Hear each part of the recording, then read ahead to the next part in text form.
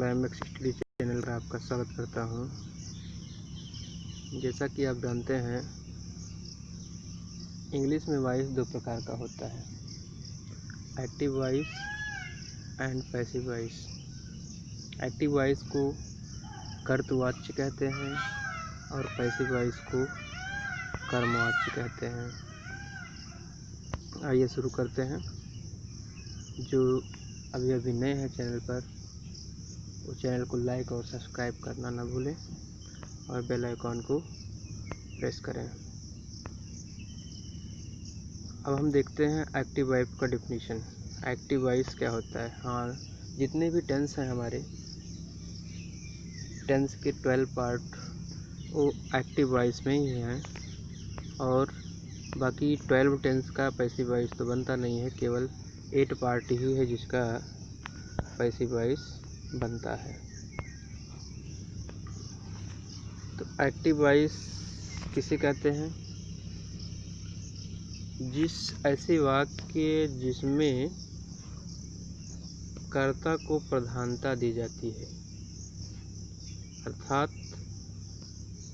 कर्ता को केंद्र मानकर कर्ता के बारे में कुछ कहा जाता है, तो कर्तवाच्य कहलाता है। कर्तवाच्य क्यों कहलाता है? क्योंकि subject is the main dominator of the sentence. All the sentence encircles around which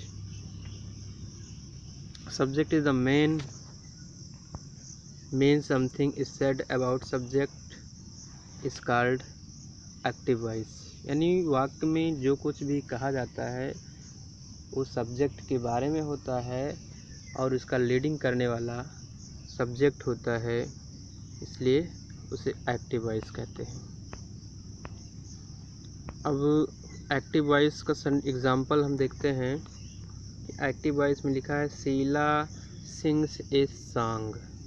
यहाँ पर Sheela sings a song, Sheela जो है हमारा सब्जेक्ट है, यानी सिंग्स ए सॉन्ग, ये सॉन्ग स्वीट सॉन्ग ये आपका ऑब्जेक्ट हो जाएगा।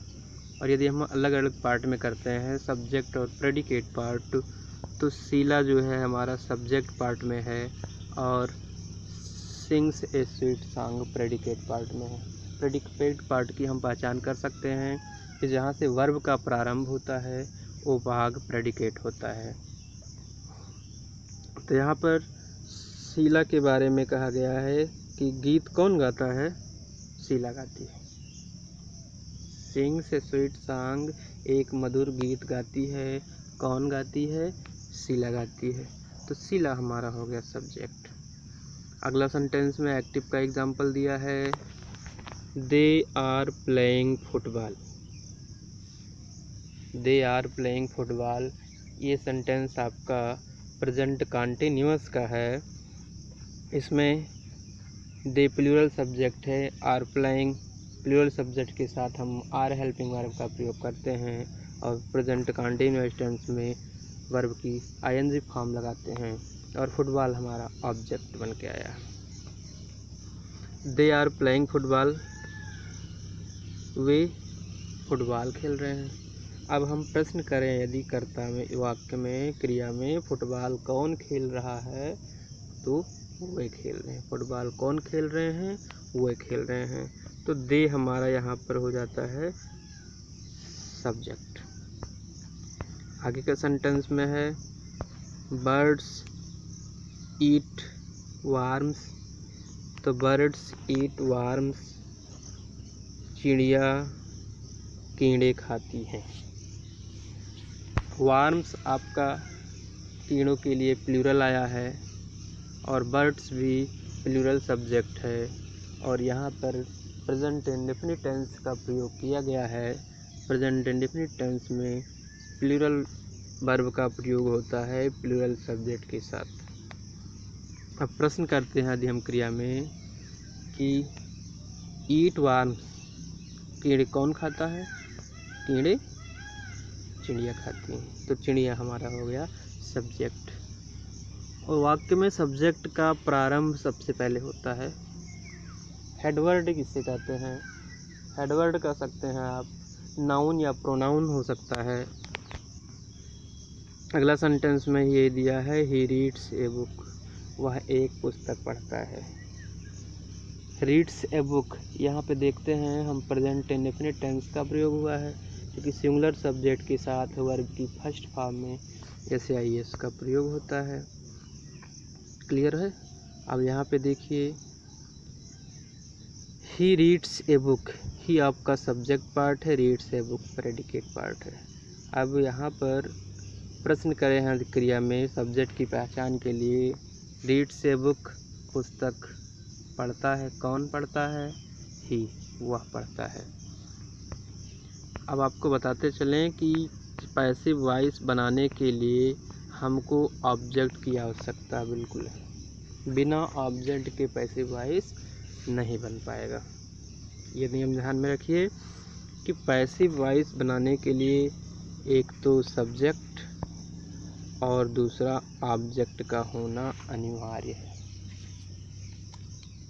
सब्जेक्ट और ऑब्जेक्ट का होना अनिवार्य है। इसलिए अनिवार्य है कि पैसिव वॉइस में सब्जेक्ट वाक्य का ऑब्जेक्ट बनता है और एक्टिव वॉइस में ऑब्जेक्ट के स्थान पर रहेगा और सब्जेक्ट के स्थान पर। लेकिन पैसिव वॉइस में सब्जेक्ट और ऑब्जेक्ट में चेंजिंग होता है।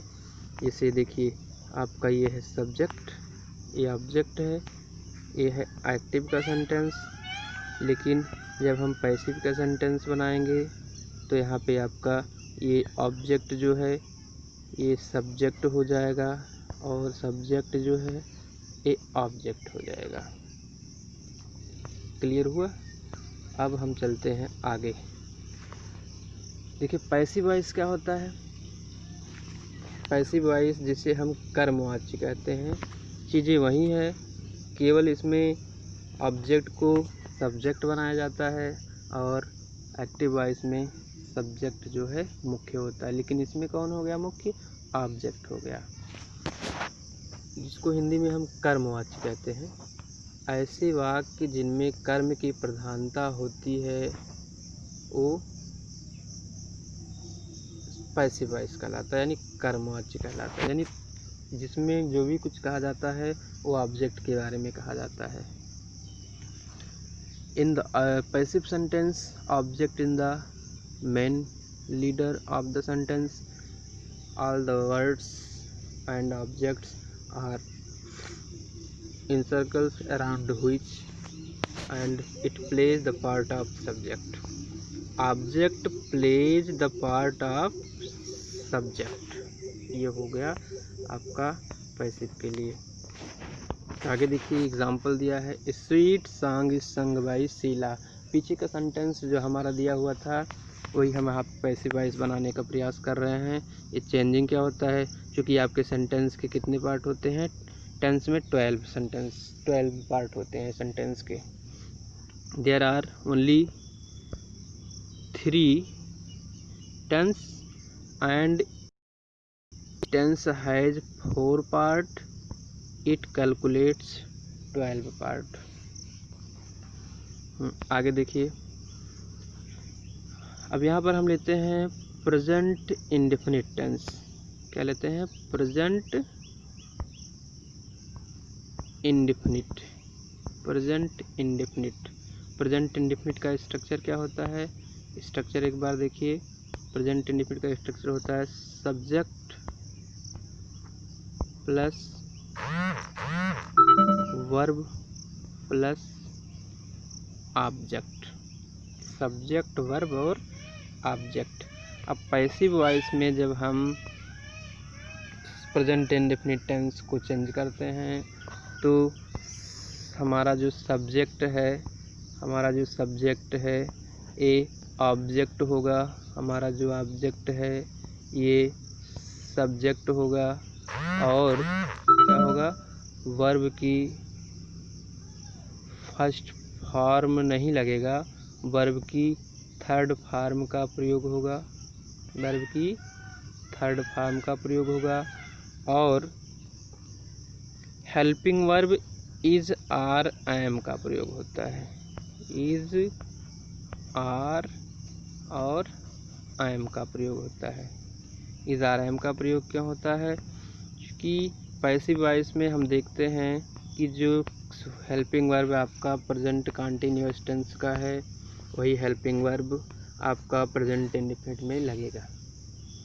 वर्ब टू बी का जो भी प्रेजेंट कंटिन्यूअस टेंस में हम जानते हैं आई के साथ आई एम का प्रयोग होता है और सिंगुलर सब्जेक्ट के साथ इज का प्रयोग और प्लूरल सब्जेक्ट के साथ आर का प्रयोग।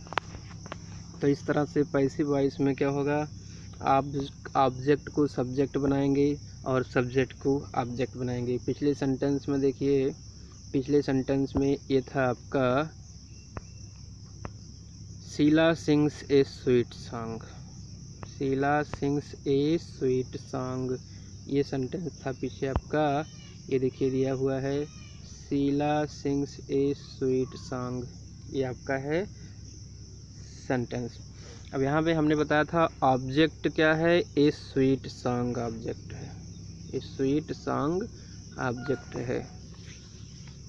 सॉन्ग केवल ऑब्जेक्ट होता, लेकिन अगर सॉन्ग के पहले हम हमारा देख रहे हैं ये एडजेक्टिव लगाया हुआ है और एडजेक्टिव के पहले ये डिटरमाइनर ए लगा दिया है, तो इससे मतलब नहीं है, ये स्वीट सॉन्ग पूरा हमारा ऑब्जेक्ट हो जाएगा।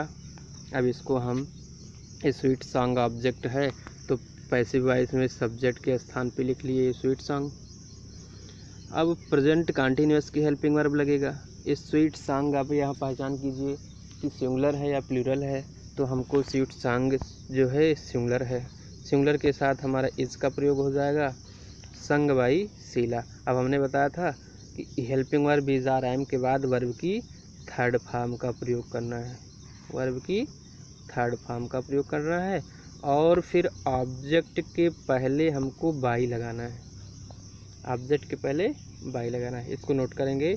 अब एक बार नोट कर लीजिए कॉपी में कि पैसिव वॉइस में स्ट्रक्चर जो है ऑब्जेक्ट को हमने बना दिया सब्जेक्ट, एक्टिव का ऑब्जेक्ट हो गया, पैसिव का सब्जेक्ट, और helping verb is are am present indefinite tense के लिए है। Helping verb is are am में से जो भी सब्जेक्ट होगा, सब्जेक्ट जो ऑब्जेक्ट सब्जेक्ट बनेगा वो हमको पहचान करना है कि आई है या आपका सिंगुलर है या आपका प्लूरल है, उसी के अनुसार आपका इज आर एम का प्रयोग होना है। अब helping verb is are am के बाद हमको लगाना है वर्ब का थर्ड फॉर्म, वर्ब का थर्ड फॉर्म। तो हम जानते हैं वर्ब का थर्ड फॉर्म सिंग का होता है, सिंग सैंग संग। क्या होता है, सिंग सैंग और संग, सिंग सैंग संग। थर्ड फॉर्म हमारा मिल गया आपका परफेक्ट पार्टिसिपल सैंग। अब सैंग हमने लगा दिया स्वीट सॉन्ग इज संग, और ऑब्जेक्ट सब्जेक्ट जो था एक्टिव का वो ऑब्जेक्ट बना शीला। अब शीला के पहले हमको लगाना है बाई, तो sweet song is sung by Sheila, is sweet song is sung by Sheila, ये हमारा पैसिव वॉइस हो गया। अगला सेंटेंस में है they are playing football. Sentence देखिए क्या था, दे आर प्लेइंग फुटबॉल, ये सेंटेंस हमारा दे आर प्लेइंग फुटबॉल। अब इसमें हम पहचान करेंगे ऑब्जेक्ट क्या है, ऑब्जेक्ट आपका है फुटबॉल और दे क्या है, दे है आपका सब्जेक्ट, आर प्लेइंग हमारा वर्ब है। ठीक, अब हम प्रेजेंट कंटिन्यूअस में आ गए, तो प्रेजेंट कंटिन्यूअस में हमारा हेल्पिंग वर्ब क्या लगेगा, इज आर एम के साथ बीइंग लगना है। क्या लगना है, बीइंग लगना है। इज आर एम के साथ हमको लगाना है बीइंग। यहाँ क्लियर है, इज आर एम के साथ बीइंग लगाना है। एक फुटबॉल, अब यहाँ पे फुटबॉल था तो फुटबॉल हमने ऑब्जेक्ट को सब्जेक्ट बना दिया, वहाँ पे ऑब्जेक्ट फुटबॉल में था, यहाँ पे हमारा ऑब्जेक्ट वो सब्जेक्ट हो गया फुटबॉल, फुटबॉल हमारा हो गया सब्जेक्ट। अब हम फुटबॉल सिंगुलर है या प्लूरल पहचान करते हैं, तो फुटबॉल हमारा सिंगुलर है तो इसलिए हमने यहाँ पे लगा दिया इज। अब कंटिन्यूअस टेंस में बीइंग का प्रयोग करना है। कोई भी कंटिन्यूअस टेंस हम बनाएंगे जब वहाँ पे तो हम बीइंग लगाएंगे, चाहे आपका प्रेजेंट टेंस में हो या पास्ट टेंस में हो कंटिन्यूअस में हम बीइंग का प्रयोग करेंगे। अब हेल्पिंग वर्ब लगाने के बाद हम वर्ब की थर्ड फॉर्म देखते हैं। प्ले वर्ब है तो प्ले वर्ब का थर्ड फॉर्म होता है प्ले, प्लेड, प्लेड। प्लेड हो गया आपका वर्ब थर्ड फॉर्म। और ऑब्जेक्ट सब्जेक्ट दे होता है तो दे का ऑब्जेक्टिव केस देम होगा। अब यहाँ पे जो केस होता है सब्जेक्टिव केस दे, सब्जेक्टिव केस को हम नॉमिनेटिव केस भी कहते हैं। तो सब्जेक्टिव केस हो गया हमारा दे और पॉसेसिव केस हो जाएगा हमारा देयर और ऑब्जेक्टिव केस देम। तो हमको केस को भी देखना है कि अगर हम प्रोनाउन के नॉमिनेटिव केस को ऑब्जेक्ट बनाते हैं तो कौन से किस तरह से प्रयोग होगा। तो यहाँ पे हमको देम का प्रयोग कर लिया गया। ठीक, तो football is played by them. Football is played by them, ये करेक्ट पैसिव वॉइस हो गया। अब एक्टिव वॉइस को हम पैसिव वॉइस में भी चेंज कर सकते हैं, लेकिन हमको पहचान करना है कि एक्टिव और पैसिव वॉइस में हमको कैसे बदलना है। आगे हम देखते हैं, सेंटेंस था पीछे बर्ड्स ईट वार्म्स।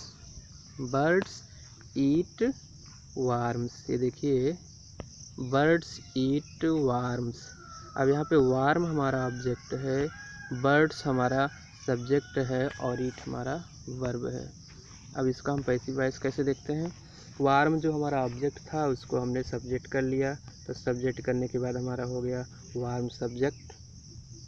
प्रेजेंट इंडेफिनिट टेंस, तो present indefinite tense followed by helping verb is are am. Singular subject के साथ इसका प्रयोग, प्लूरल के साथ आर का प्रयोग और बाकी के साथ यानी आई के साथ एम का प्रयोग हमको करना है। अब प्लूरल सब्जेक्ट है वार्म्स, तो हमको यहाँ पे आर का प्रयोग कर दिया गया। अब वार के बाद वर्ब का थर्ड फॉर्म को अप्लाई करेंगे और ऑब्जेक्ट के बाद ऑब्जेक्ट के पहले हमको बाई लगाना है। तो यहाँ पे क्लियर हो गया कि worms are eaten by birds. आगे सेंटेंस देखते हैं। अब अगला सेंटेंस देखिए आपका क्या दिया गया है, ही रीड्स ए बुक।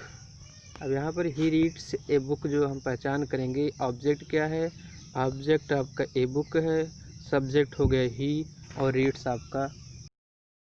अब यहाँ पर रीड में यस लगा हुआ है यानी पहचान हो गया प्रेजेंट इंडेफिनिट टेंस, तो प्रेजेंट इंडेफिनिट टेंस हो गया। अब प्रेजेंट इंडेफिनिट टेंस को पैसिव वॉइस में अगर हम चेंज करते हैं तो ऑब्जेक्ट को सब्जेक्ट के स्थान पर रखेंगे। ए बुक हमारा ऑब्जेक्ट मिल रहा है तो ए बुक को हम क्या बनाएंगे, सब्जेक्ट बना देते हैं। ए बुक को हम बना देते हैं सब्जेक्ट, तो ए बुक हमारा हो गया सब्जेक्ट। अब सब्जेक्ट सिंगुलर है या प्लूरल ये देखिए, तो हमारा ए बुक वैसे ही संकेत हो रहा है, ए बुक सिंगुलर है तो इसका प्रयोग कर दिया गया। वर्ब का third form read, red, red होता है। क्योंकि स्पेलिंग तीनों की एक ही है तो हम रेड लिखेंगे, लेकिन उसको रीड भी पढ़ सकते हैं। और ही आपका प्रोनाउन का नॉमिनेटिव केस है। अभी इसका केस देखिए क्या होता है, ही, हिज और हिम। ही नॉमिनेटिव केस, हिज हो गया आपका पॉजेसिव केस, हिम हो गया ऑब्जेक्टिव केस। तो ही का ऑब्जेक्ट हमको मिल गया हिम, ऑब्जेक्ट के पहले लगाना है बाई, तो आपका सेंटेंस करेक्ट होगा, a book is red by him. अब आगे देखिए, चूँकि टेंस जो होता है एक्टिव टेंस में 12 पार्ट होते हैं, लेकिन पैसिव वॉइस में हम केवल 8 पार्ट को ही पैसिव वॉइस बना सकते हैं। और जिन पार्टों का पैसिव वॉइस बनता है उसमें आपको देखिए प्रेजेंट इंडेफिनिट टेंस है, क्या है, प्रेजेंट इंडेफिनिट टेंस का पैसिव वॉइस बनता है, प्रेजेंट कंटीन्यूअस का tense voice, present indefinite tense आपको यहाँ पर 2 बार लिख दिया है, कोई बात नहीं। प्रेजेंट कंटीन्यूअस टेंस, तो प्रेजेंट कंटीन्यूअस टेंस का पैसिव वॉइस बनता है। फिर प्रेजेंट परफेक्ट टेंस का पैसिव वॉइस बनेगा और प्रेजेंट परफेक्ट कंटिन्यूस, यानी प्रेजेंट टेंस के चारों पार्ट का पैसिव वॉइस बनता है। अब यहाँ पे हम हेल्पिंग वर्ब क्लियर करेंगे, तो प्रेजेंट इंडेफिनिट में हमारा इज आर एम का प्रयोग होगा, प्रेजेंट कंटिन्यूअस में इज आर एम के साथ बीइंग लगा देंगे, प्रेजेंट परफेक्ट टेंस में हमारा हेल्पिंग वर्ब हैव बीन और हैज़ बीन होगा पैसिव वॉइस में, और प्रेजेंट परफेक्ट कंटिन्यूअस टेंस का पैसिव वॉइस नहीं बनेगा, पीछे हमने बताया बनेगा, लेकिन इसका पैसिव वॉइस नहीं बनेगा। तो ये प्रेजेंट परफेक्ट कंटिन्यूअस का पैसिव वॉइस नहीं बनेगा, यहाँ पे क्लियर हो गया। अब देखिए पास्ट टेंस में क्या होता है, पास्ट इंडेफिनिट का बनता है, पास्ट इंडेफिनिट का बन जाएगा आपका, पास्ट कंटिन्यूअस टेंस का बन जाएगा, पास्ट परफेक्ट टेंस का बन जाएगा, लेकिन पास्ट परफेक्ट कंटिन्यूअस का पैसिव वॉइस नहीं बनेगा। हेल्पिंग वर्ब क्लियर कर लीजिए। पास्ट इंडेफिनिट में हमको पास्ट कंटिन्यूअस का हेल्पिंग वर्ब लगाना है, तो पास्ट कंटिन्यूअस में वाज या वेयर का प्रयोग हो जाएगा। इसके बाद पास्ट कंटिन्यूअस टेंस में हमको हेल्पिंग वर्ब तो वाज वेयर रहेगा ही, लेकिन इसके साथ हमको बीइंग लगा देना है। क्या लगाना है? बीइंग, क्योंकि हमने पीछे बताया जितने भी कंटिन्यूअस टेंस हैं उनमें हम बीइंग का प्रयोग करेंगे। पास्ट परफेक्ट टेंस में, अब पास्ट परफेक्ट टेंस में पास्ट परफेक्ट कंटिन्यूअस का हेल्पिंग वर्ब बनेगा, क्योंकि यहाँ पे अब क्या हो जाएगा? हैड बीन और हैव बीन हो जाएगा, और पास्ट परफेक्ट कंटिन्यूअस का पैसिव वॉइस नहीं बनता है। इतना हो गया क्लियर। अब आप देखिए 3 पार्ट इसमें हो गया, 3 पार्ट उसमें, 6 पार्ट हो गया। अब फ्यूचर में केवल 2 पार्ट, फ्यूचर इंडेफिनिट टेंस का बनना है और फ्यूचर परफेक्ट टेंस का बनना है। फ्यूचर इंडेफिनिट और फ्यूचर परफेक्ट। तो फ्यूचर इंडेफिनिट का एक्टिव में हेल्पिंग वर्ब जानते हैं, विल और शैल होता है। अब विल और शैल होता है तो इसमें कंटिन्यूअस का हेल्पिंग वर्ब लगाना है, तो ये हो जाएगा विल भी और शैल भी हो जाएगा। इसके बाद फ्यूचर कंटिन्यूअस टेंस, तो फ्यूचर कंटिन्यूअस टेंस का एक्टिव वॉइस पैसिव वॉइस बनना नहीं है। फ्यूचर परफेक्ट टेंस का पैसिव वॉइस बन जाएगा, तो फ्यूचर परफेक्ट टेंस में हमको फ्यूचर परफेक्ट कंटिन्यूअस का हेल्पिंग वर्ब लगाना है। अब फ्यूचर परफेक्ट कंटिन्यूअस का हेल्पिंग वर्ब हो जाता है शैल हैव बीन और विल हैव बीन। अब फ्यूचर परफेक्ट कंटिन्यूअस का पैसिव वॉइस नहीं बनता है। चलिए, ये हो गया आपका हेल्पिंग वर्ब क्लियर।